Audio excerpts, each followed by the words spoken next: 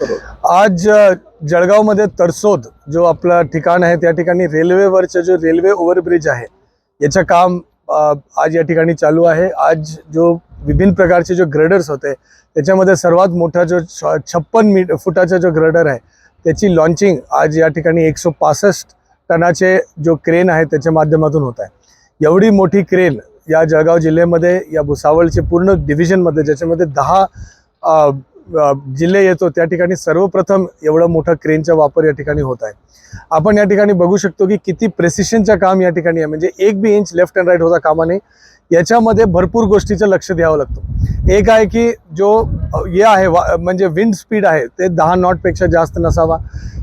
याच्यामध्ये जो आपले जो लॉन्चिंग करणारी टीम आहे त्याला एक्सपर्टीज आणि ट्रेनिंग होण्याची फार गरजेचं असतं की कुठल्याही म्हणजे परिस्थितीमध्ये एक बी इंच लेफ्ट अँड राईट झाला, कुठलंही कॅल्क्युलेशन चुकला, त्याची इतर कुठलाही प्रॉब्लेम आली तर ते पूर्ण ऑपरेशन फेल होतं। ज्यावेळेला आपल्याला म्हणजे राष्ट्रीय महामार्गाला जो एक स्लॉट मिळतो तो 1.5 तासाचा स्लॉट मिळतो।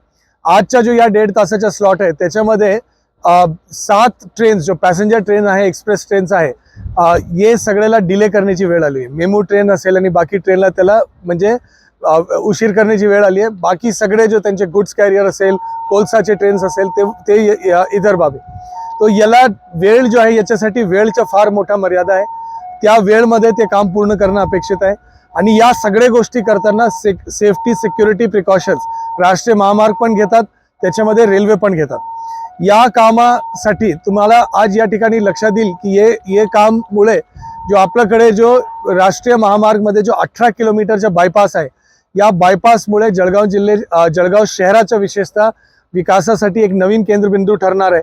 क्योंकि हा जो भाग आज आपल्याला दिसतोय त्या ठिकाणी शहराचं विस्तारीकरण होणार, या ठिकाणी नागरीकरण होणार आणि या ठिकाणी म्हणजे एक मोठ्या प्रमाणात हे जो विकास आहे शहराचा त्याच्यामध्ये एक चांगला वेग या ठिकाणी मिळणार।